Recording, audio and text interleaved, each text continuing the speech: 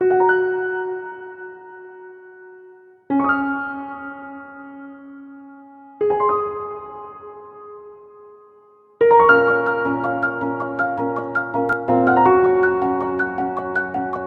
commencer notre visite de l'exposition Astérix l'Européen au château de Malbrouck, nous nous sommes arrêtés dans la cour centrale du château où l'on a reconstitué la carrière d'Obélix avec ses menhirs.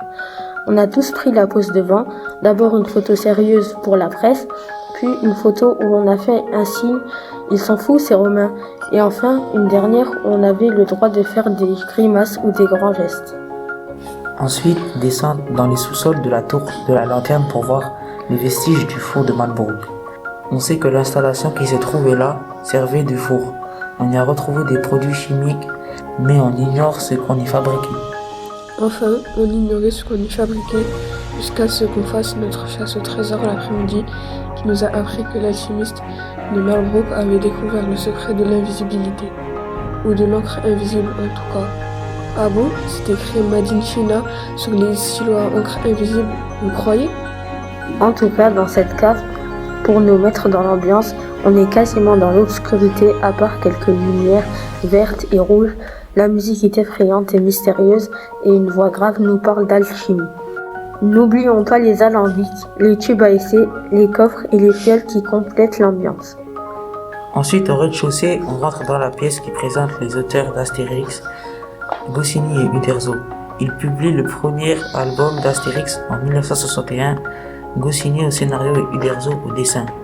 Après la mort prématurée de Goscinny le 5 novembre 1977, Uderzo poursuit seul la saga d'Astérix. Il nous a quittés lui aussi en 2020, mais en ayant pris soin de former ses successeurs qui poursuivent les aventures d'Astérix. Toujours dans cette salle, on trouve les généralités sur Astérix. Une maquette du village de Sérigiptik le Gaulois, d'autres maquettes de moments d'anthologie, le Colisée, le stade de rugby. Enfin, on peut y voir les jaquettes de tous les albums d'Astérix publiés à ce jour. Une grande carte d'Europe où sont répertoriés les périples effectués par Astérix et Obélix au fil des albums. On comprend le titre de l'exposition Astérix l'Européen. Si on lit tous les albums, on fait un tour de l'Europe. Enfin, la célèbre réplique d'Obélix. Ils sont fous ces Romains, est traduite dans les langues les plus parlées en Europe. Par exemple en anglais, on dira These Romans are crazy. En allemand, Die spinnen die Roma. Quand on monte l'escalier qui mène à l'auditorium, on peut essayer de retrouver les noms des principaux personnages des BD.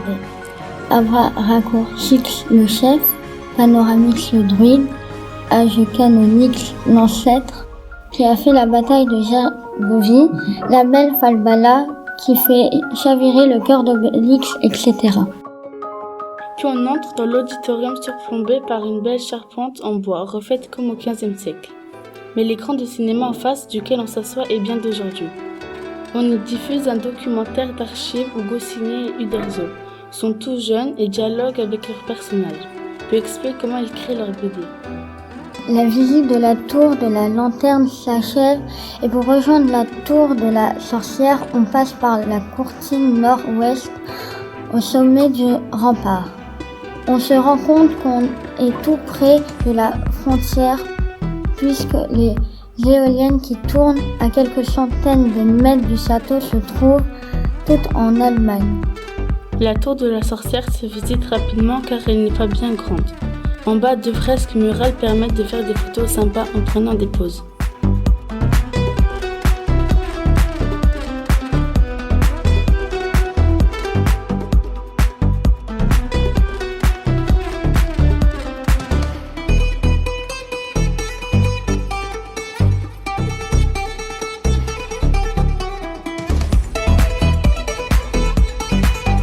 À l'étage, on entre dans le thème Astérix et les Romains.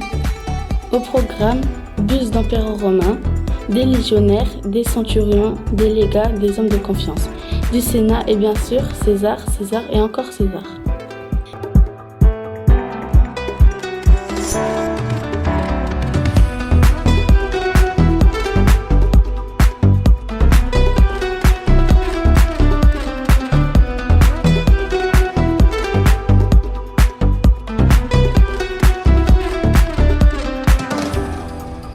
passe à nouveau par une courtine pour atteindre la 3e tour appelée Tour du Rocher Chauve. On entre par un couloir assez étroit le long duquel sont dessinés des légionnaires romains en mauvaise posture après avoir combattu Obélix. Ces fresques permettent de faire des photos un peu folles. Dans la salle principale de rez-de-chaussée, on voit à droite un pseudo coffre-fort à la porte blindée grande ouverte. À l'intérieur brille un trésor. En face du coffre, les figurines des personnages qu'Astérix et Obélix ont pu rencontrer durant leur voyage en Europe. Pour les protéger et les mettre en valeur, elles sont enfermées dans des demi-sphères en plastique. Dans cette même pièce, on a fait des photos sous des casques gaulois, bretons, barbares, etc., dessinés à différentes hauteurs sur le mur. Cela, ça date donc plus ou moins à la taille des visiteurs qui veulent se faire photographier. On a ensuite pris les escaliers qui nous ont menés au premier étage dans la partie consacrée à la Grèce antique, dans les albums d'Astérix. On peut y trouver les nombreux mythes auxquels Goscinny et Uderzo font référence, mais aussi un podium des Jeux Olympiques. Rappelons que, comme le nom l'indique, les Jeux Olympiques sont nés à Olympie en Grèce. Et dans l'album Astérix aux Jeux Olympiques, Astérix va remporter l'épreuve de course sans prendre de potions magiques. Les produits dopants étant interdits, tous les autres concurrents gavés de potions magiques sont disqualifiés. Nous, on a profité du podium et de la couronne de laurier du vainqueur pour faire de belles photos.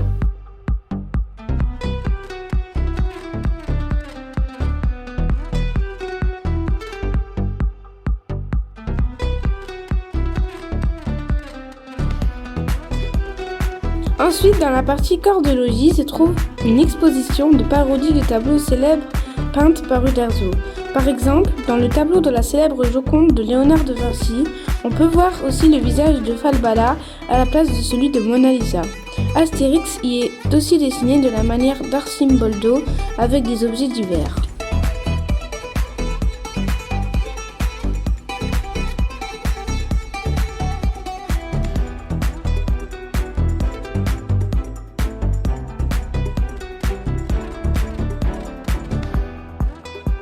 Enfin, on ressort par la tour des dames en prenant des poses sur un grand rectangle blanc qui nous projette dans une BD interactive.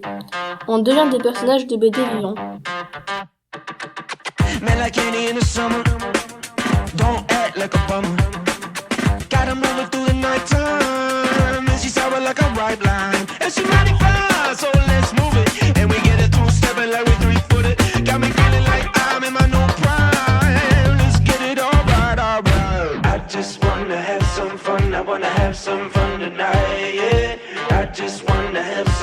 I wanna have some fun tonight, yeah. I just wanna have some fun. I